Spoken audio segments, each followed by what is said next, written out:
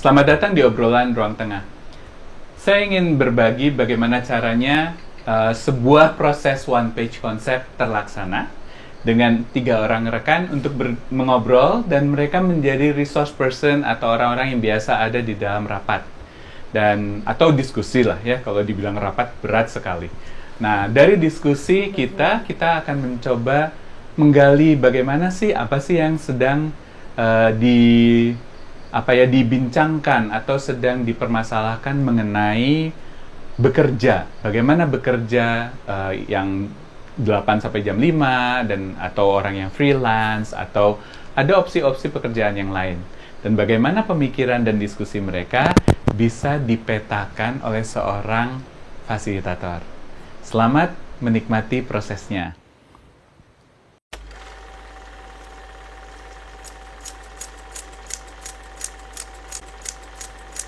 Ya teman-teman, kalau ngelihat ngobrolan kita tadi, ngobrol tentang dunia atau pengalaman kerja. Apa sih yang paling membedakan?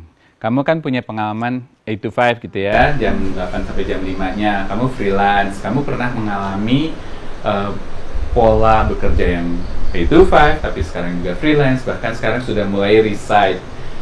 Apa dinamika yang kamu rasakan? Yang pasti perbedaannya sih di waktu ya.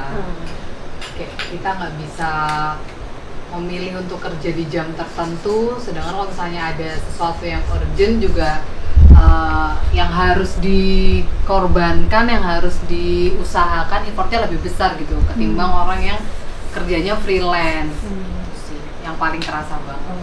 Tapi bukannya malah enak kalau begitu tuh waktu kerjanya tuh udah pasti gitu loh. Jadi udah pasti, oh aku pasti akan kerja, oh pasti aku akan ada kegiatan di jam itu gitu. I think it's also the plus ya.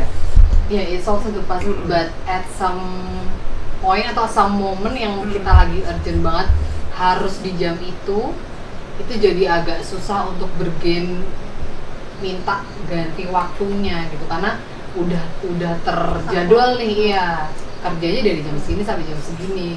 Tapi sering kali lebihnya. Sometimes that's the point ya. Sometimes that's the point ya. Tapi ya maksudnya lebih? Maksudnya kadang mungkin beberapa ada yang lebih dari jam 5 gitu. Overtiming gitu. Overtime. Dan company gimana tuh kalau ngadepin overtime gitu?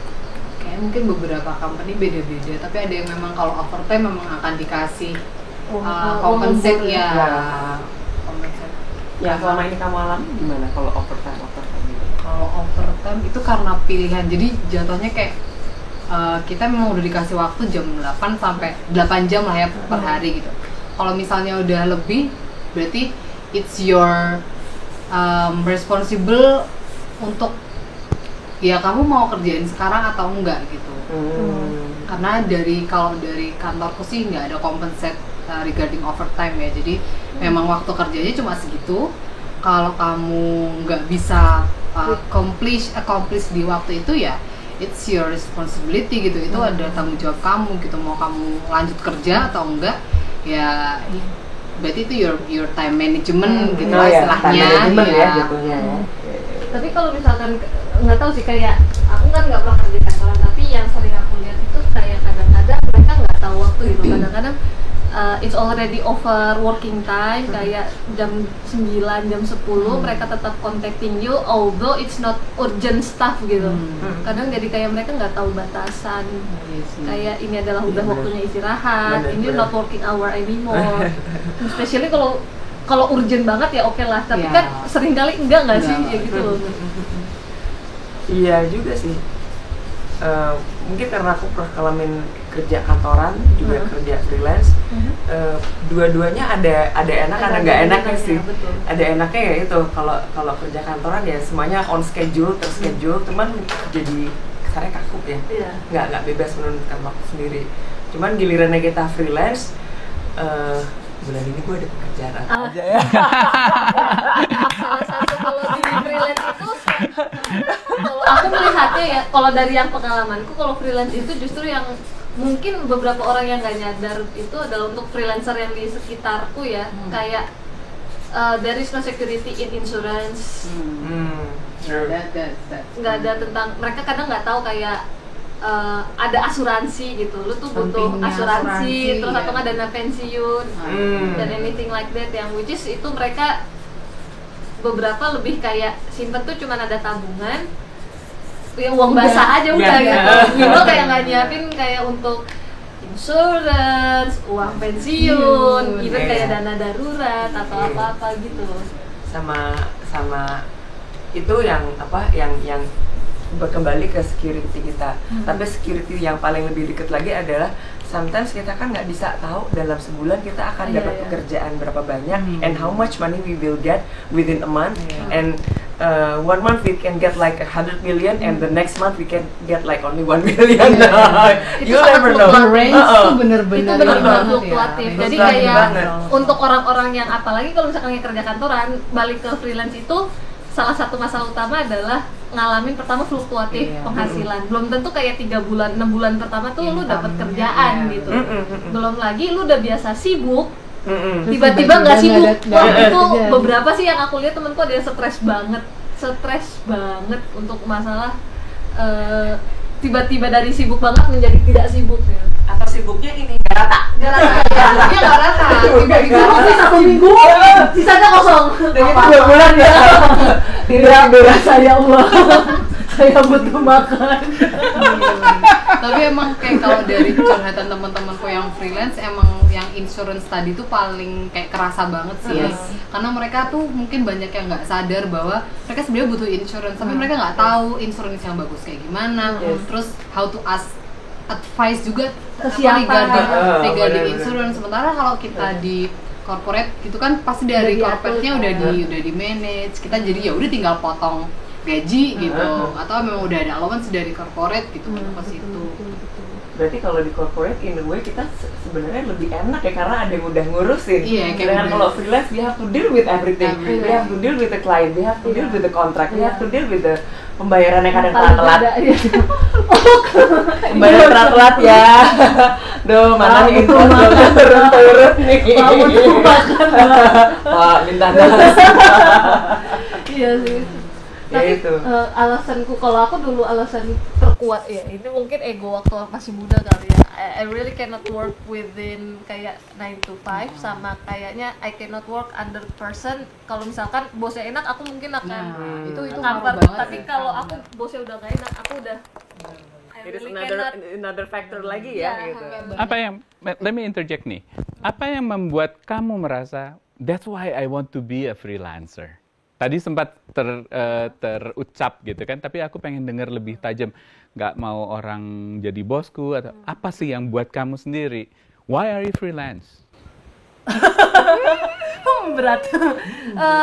Kalau digali lagi waktu itu aku kayaknya inginnya bikin usaha sendiri sih. Terus tapi kayak along the way sebenarnya kayak pengetahuan pun sebenarnya belum banyak gitu. Tapi ya survive anyway juga sih. Selain usaha sendiri apa? Yang lebih mendalam, apakah karena kan tadi sempat tidak mau dengan bos atau ada bosnya gitu ya? Apa yang menggali? Kenapa kok tidak mau ada bos? Apakah karena what makes you think? Emang kenapa kok ada bos? Waktu itu kayaknya pernah ada pengalaman waktu kuliah bantu di kemahasiswaan dan berbagai dan organisasi lainnya yang I feel like I really cannot gitu kayak. Apa? Karena lebih di freedom-nya atau lebih di freedom-nya sih kayak I think kalau aku sangat berpengaruh kepada atasannya ya, dan aku bukan tipe yang gampang nurut gitu. Nggak bisa yang asal langsung tunduk.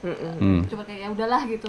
Akan sulit gitu di waktu itu ya. Aku nggak tahu kalau yang sekarang. Kalau kamu direfleksiin ke diri itu, kok masuk corporate sih? Karena disuruh? Kayak jadi kayak udah program ini aja nggak sih, kayak kuliah lulus ya kerja gitu. Iya benar. Kuliah lulus ya udah kerja. Train of thought-nya gitu ya. Train of thought ya bener juga sih. Dan kayak masih belum kepikiran kalau mau freelance. What kind of What kind of freelance sih gitu. Karena ya sadar kemampuan diri untuk bisa jadi freelance itu kan pasti butuh kayak support dan effort yang gede kan. Nah, at this point aku belum yakin akan diri sendiri untuk bisa freelance ya. Butuh keberanian emang kadang. Betul. Apalagi dengan bidang yang sekarang aku lagi jalanin itu kayak masih harus meraba-raba sih. Freelance-nya mau kayak apa bentuknya. Jadi kamu ngerasa bahwa bidang kamu adalah bidang yang memang ada di expertise-nya kamu gitu kan? Yeah. Ya, jadi dan bidang ini merupakan bidang yang in a corporate setting gitu ya. Build that way. Build to be that. Betul. Train of thoughts, sekolah, kerja, nikah.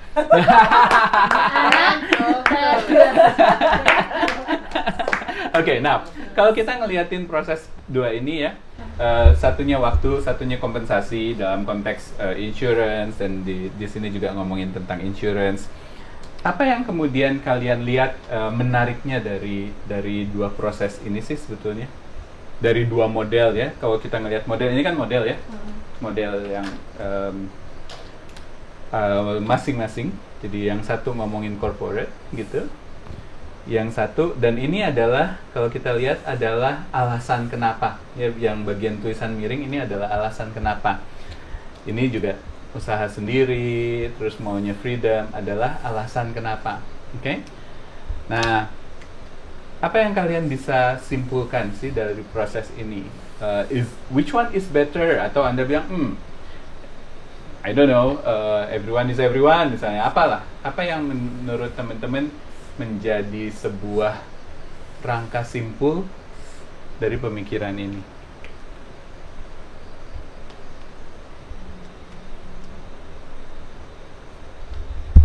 Everybody has their own forte, everybody has their own preferences. Oke, satu hold on. Pelan. Tenang.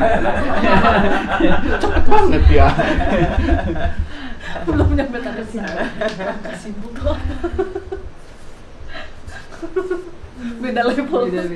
Everyone Has their own forte or preferences.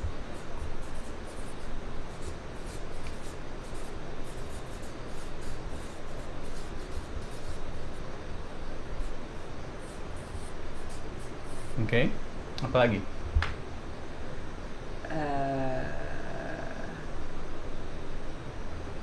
Everyone has their own expertise that relate, it goes here or goes there, I think. Gitu ya? Expertise-nya tuh bisa go both ways, corporate atau freelance. Ya. Singer kayaknya nggak mungkin masuk corporate kali ya. Penari Agak. paling sanggar. Iya. Dan Dokter nggak mungkin freelance kayak ya bisa tapi Gimana ya a bit difficult. Oke, dan kalian bisa mengatakan bahwa, hey, mana lebih baik? Bisa dibilang mana lebih baik nggak sih? Jadi nggak bisa karena it will depends on your expertise juga sih jatuhnya. Jadi datang ke everyone-nya on sama choice and expertise-nya. Oke. So kalau kalian melihat ini, orang akan bilang, so what can we do out of this?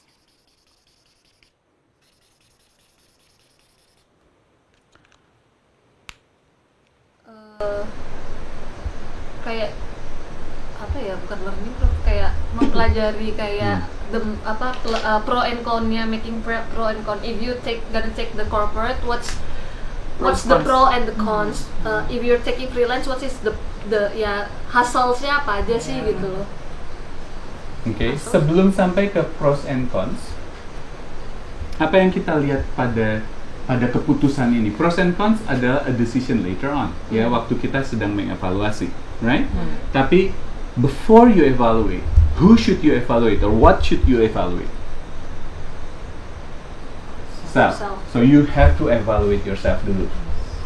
Apakah evaluate self, ya? Apakah evaluate self-nya? Apakah betul-betul kita ini cocoknya di mana sih? Gitu kan? Ya.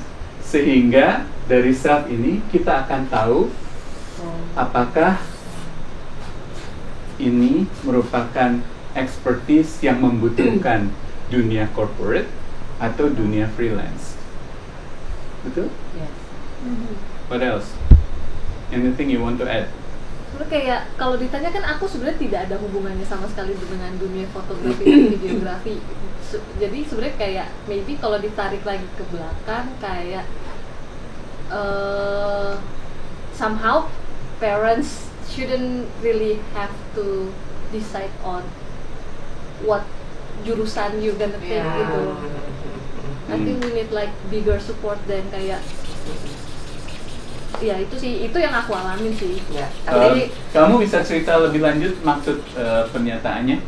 Jadi sebenarnya waktu pas SMA itu aku sudah ada niatan kayak aku pengennya maksudnya ke desain komunikasi visual. But then kayak even kayak buat tes yang FSRD ITB ataupun ke universitas swasta lainnya tuh aku nggak diizinin. Just to take the test. Just to take the test aja aku nggak diizinin gitu. So your take adalah you need to decide your own, is that what you said? Not really decide on my own, maybe more like guiding rather than say yes and no gitu. Kayak Or forcing ya? Iya, terlalu forcing kayak gitu. Lebih kayak kalau misalkan ini resikonya ini. Dikasih tahu di awal. Iya, dikasih tahu di awal. Others itu hanya jadi guide, maksudnya gitu ya?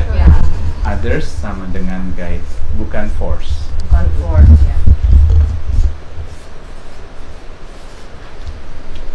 Akhirnya juga ngambil jurusan masuk ke negeri pun karena akan dibelikan kamera bila masuk negeri gitu. Pancingan. Driving. Oke, nah kawan-kawan, inilah yang kita lihat bagaimana sebuah proses diskusi dengan sederhana kita jadikan sebuah catatan yang mudah untuk dilihat dalam satu lembar kertas. Ya. What do you see? How do you see this? One page concept. Nah, inilah one page concept. Apa yang kamu lihat?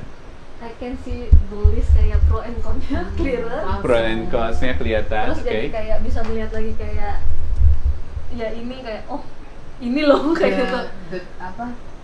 Resultnya maksudnya conclusionnya tuh bahkan udah bisa ada di one page ini gitu. Oke, so kamu melihat pros and cons-nya, kamu lihat perbedaan antara dua pemikiran, kamu juga melihat kesimpulannya, oke? Apalagi?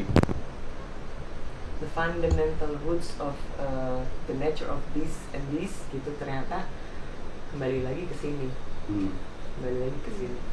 Jadi kalau kita mulai mencari atau melihat dari hanya dengan sebuah kertas ini saja, bahkan kita bisa menemukan akar, gitu kan? Akar dari isu yang sebenarnya yang perlu kita lihat pada diri kita dalam dunia profesional adalah melihat diri kita, mengetahui apa sih pros and cons dari masing-masing, mau freelance atau mau corporate, dan orang lain harusnya menjadi guide, bukan menjadi force misalnya gitu ya. So ini adalah one page concept. Dengan demikian teman-teman, kalau mau menggunakan atau memfasilitasi, inilah skill yang harus Anda gunakan, menggunakan capturing keywords, menangkap semua pemikiran, menanyakan dengan baik, lalu menerjemahkan keywords itu menjadi sebuah peta di dalam one page concept.